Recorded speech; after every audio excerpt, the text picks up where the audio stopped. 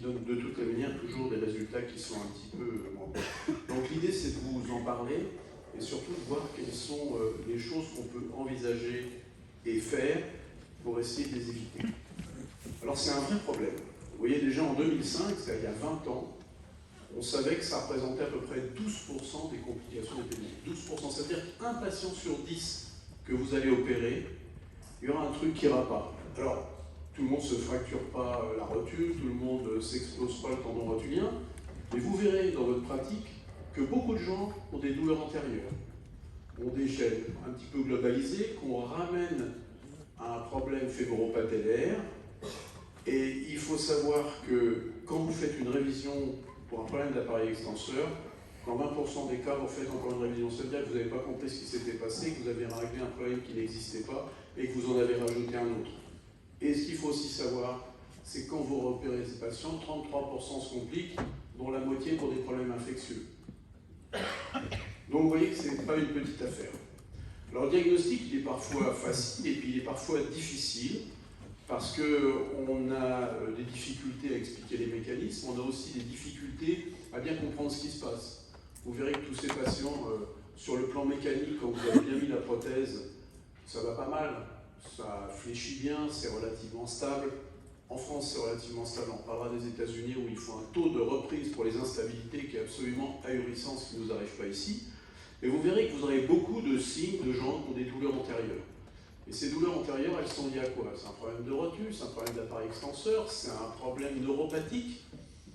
Et vous allez voir que là, on rentre dans des histoires qui sont parfois un petit peu compliquées. Alors ce qu'il faut surtout savoir, c'est que quand on évalue les prothèses totales de genoux, vous avez vu, on fait des scores fonctionnels, des scores cliniques, et en fait on évalue assez peu la rotule. On parle de flexion, d'extension, de stabilité, et on évalue assez peu la rotule.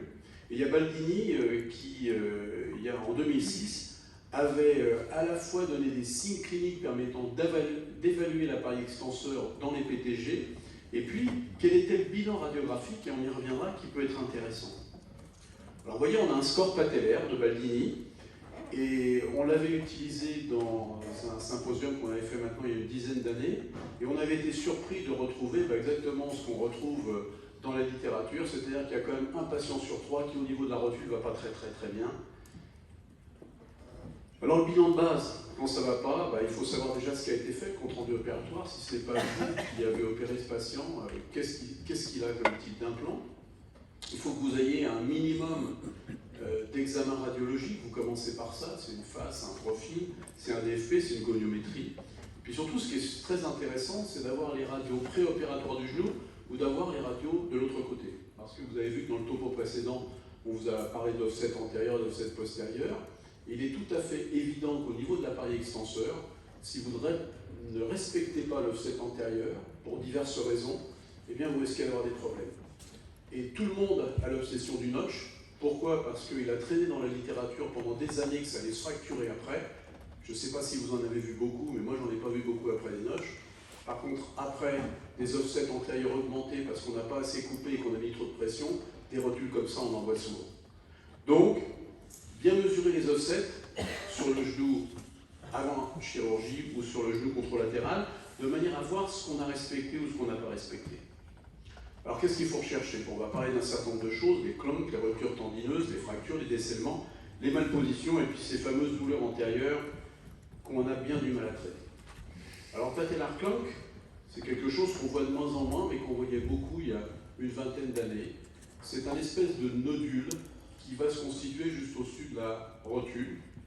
Et ce qui est très intéressant, c'est qu'on a déterminé qu'on avait plutôt ce type de problème quand on avait des petits implants rotuliens, et qu'on en avait moins par exemple quand on ne met pas d'implant rotulien, et qu'on avait des postéros stabilisés. Alors ça pose une question extrêmement intéressante dans les prothèses totales de genoux, c'est que finalement le type de stabilisation dans le plan sagittal va impacter la mécanique de l'appareil extenseur. Et manifestement, quand on met des postéros stabilisés, on a des mécanismes un petit peu différents qui se passent. Pourquoi? Parce qu'on va essayer d'empêcher un tiroir antérieur en mettant une came au milieu, alors que des fois le plus simple c'est de mettre un mur devant. Donc vous voyez qu'à chaque fois que vous allez prendre une décision, vous allez impacter la mécanique de votre genou et que parfois des choses qui ne vous paraissent pas importantes, comme la façon de stabiliser votre genou, peut avoir un impact sur votre appareil extenseur. Le traitement il est relativement facile, il se fait par arthroscopie et il règle assez vite le problème. La rupture tendineuse, celle-là, elle est extrêmement embêtante. Vous allez voir qu'elle peut s'exercer au niveau du quadriceps ou au niveau du tendon, mais là aussi, dès que vous avez une rupture de l'appareil extenseur, que ce soit parce que vous avez une fracture ou parce que vous avez une rupture tendineuse, vous aurez un mauvais résultat.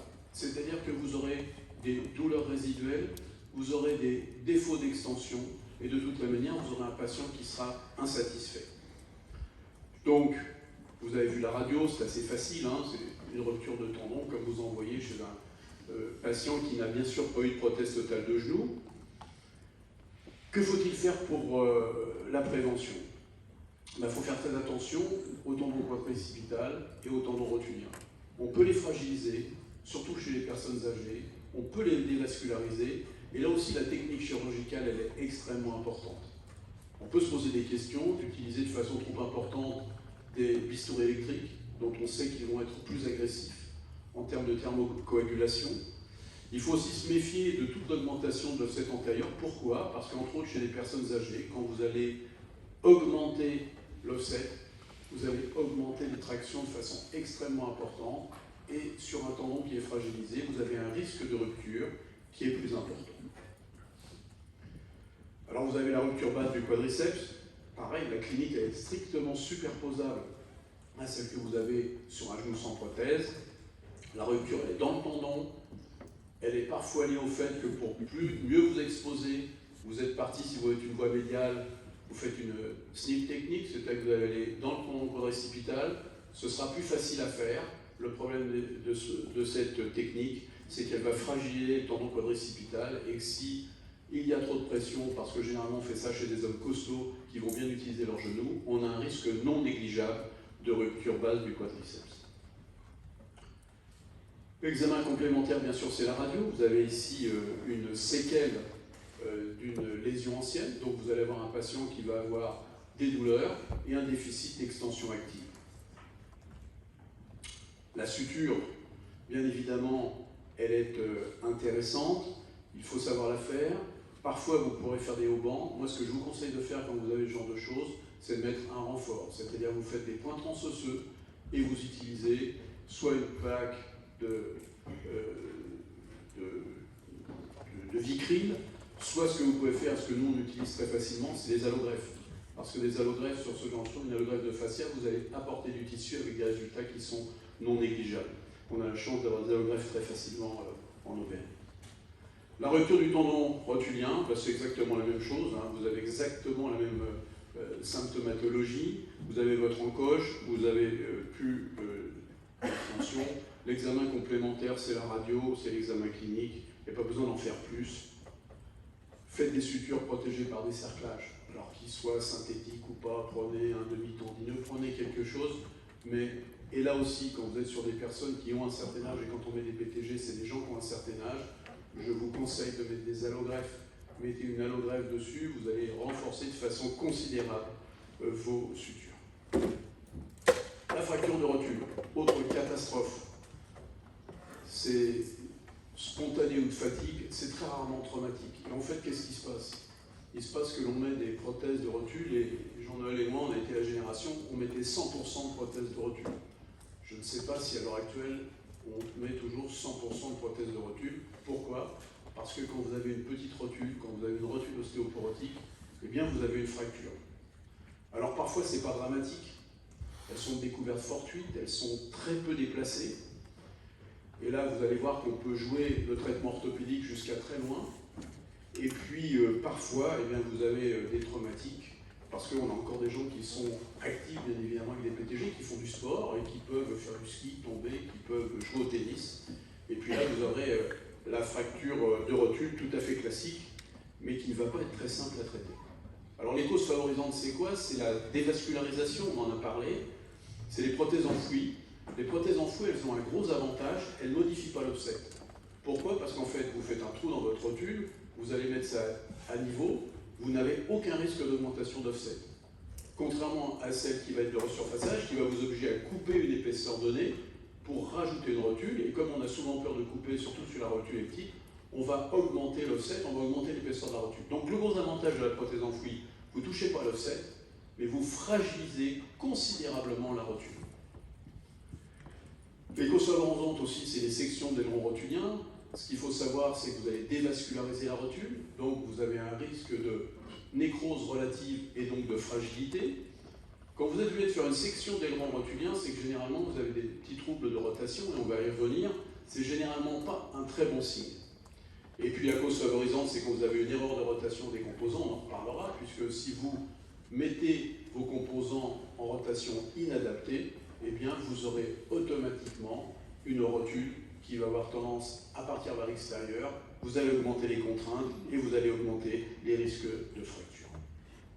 Alors le traitement, regardez bien cette image. Jusqu'à 2 cm, on peut les traiter orthopédiquement. Voilà. Donc ça, sachez-le.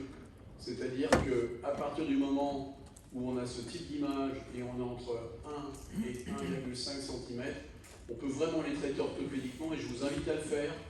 Voilà. Mais quand on traite orthopédiquement une fracture de rotule, contrairement à tout ce qui traîne dans la littérature, il ne faut pas d'appui, il ne faut pas de contraction du quadriceps, il ne faut pas de flexion.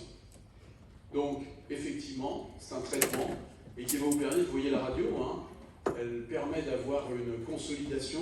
Et je peux vous dire que si vous en sortez comme ça, vous êtes bien heureux. Dans d'autres cas, il faut faire des ostéosynthèses. Alors, c'est plus ou moins facile. S'il n'y a pas de prothèse, ça va. S'il y a une prothèse de resurfaçage, ça peut aller. Et s'il y a une rotule enfouie, ce que je vous conseille, retirez-la, mettez de la greffe osseuse à la place, refaites les choses, et surtout, vous n'amusez pas à essayer de régler tous les problèmes en même temps. Donc, on a vu tout ce qui est relativement compliqué, ce qui est relativement difficile à gérer. Maintenant, on va parler de quelque chose qui est relativement rare, parce que le décèlement de l'implant fémoral, de l'implant rotulien, au niveau de la fémoropatellaire, il est relativement rare et il se situe souvent dans un contexte de décèlement global. Donc le décèlement, vous en avez un très bel exemple ici, c'est clinique, vous avez des douleurs, des arthroses, des signes radio. Et puis la rotule, elle va commencer à moins bien fonctionner parce que l'appareil extenseur, à partir du moment où une prothèse est décédée, elle ne fonctionne plus bien et votre appareil extenseur ne fonctionnera plus bien. Donc ça c'est un cas facile, vous allez reprendre, vous allez voir, et puis alors là aussi c'est compliqué, c'est-à-dire que quand vous avez une prothèse de rotule qui ne tient pas, c'est exactement comme avec les fractures. Moi ce que je vous conseille, c'est pas forcément toujours d'essayer d'en remettre une autre. Et puis après il y a les cas difficiles mais qui sont liés à des problèmes chirurgicaux, qui sont la malposition. C'est-à-dire que votre appareil extenseur, le patient ne va pas être très content, il va être gêné, il va avoir des douleurs, il va avoir des sensations un peu bizarres, parce que il aura un conflit ou une instabilité. Alors parfois, et on en verra tous, et on en a tous, vous faites ces défilés fémoropatellaires systématiques, et qu'est-ce qui se passe? Vous avez ce type d'image. Vous n'êtes pas très content, vous savez, c'est comme la prothèse de hanche en varus, c'est pas très réjouissant sur la radio, que vous avez un patient qui vous dit, bon, moi je vais parfaitement bien, je fais tout ce que je veux. Donc vous pouvez avoir des bascules, des subluxations, voire des luxations. Alors là, ça se passe différemment. Et vous pouvez avoir des répercussions cliniques qui sont extrêmement variables. Donc là, vous avez un exemple d'un conflit externe avec une subluxation qui peut entraîner des douleurs rotuliennes, des douleurs antérieures, et il est toujours extrêmement difficile de savoir ce qu'il en est. Alors pour ce genre de choses, comme vous avez exactement, vous avez un déséquilibre de l'appareil extenseur, vous voyez une image extrêmement typique de Berry-Basque, là.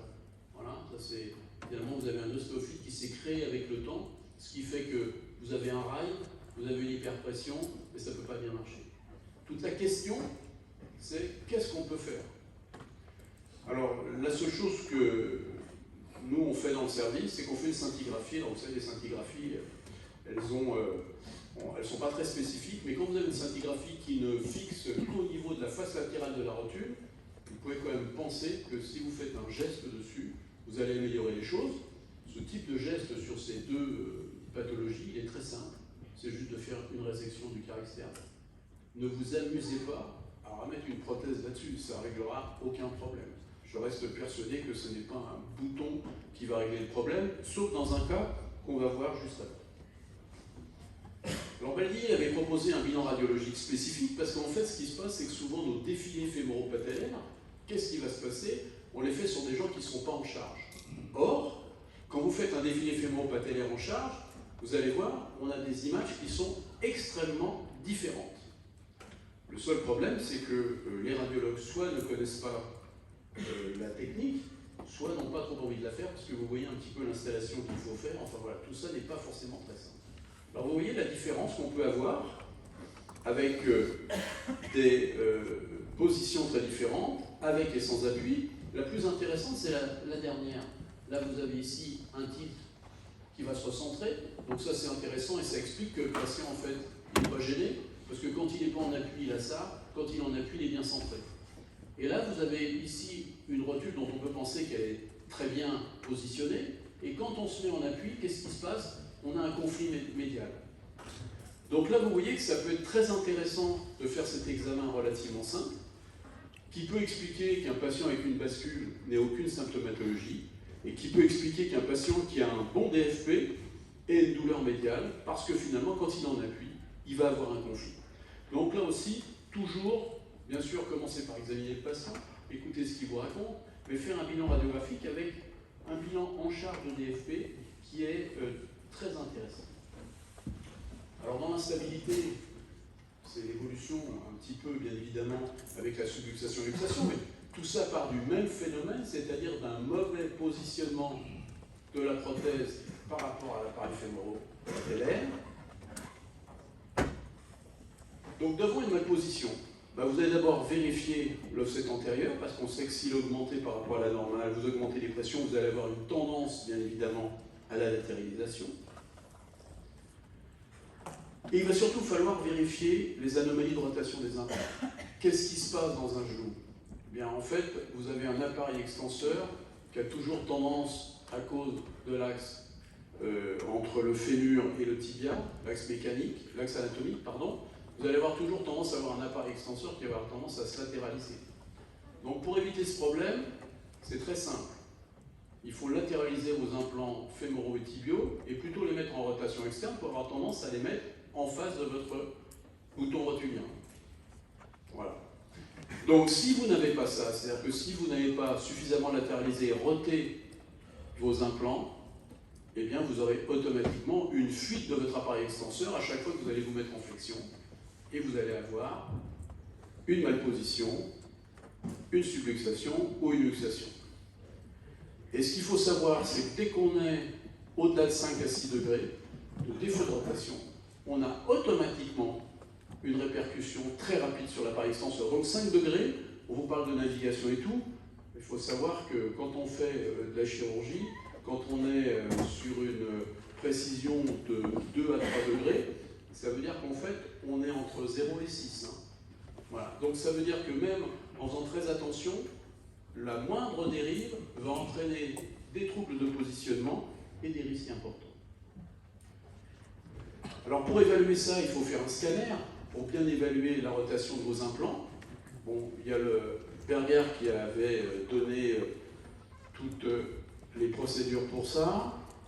En fait, ce qu'il faut surtout voir, c'est que vous allez rechercher quelle est la rotation de votre fémur, avec l'angle condylien postérieur qui est très important.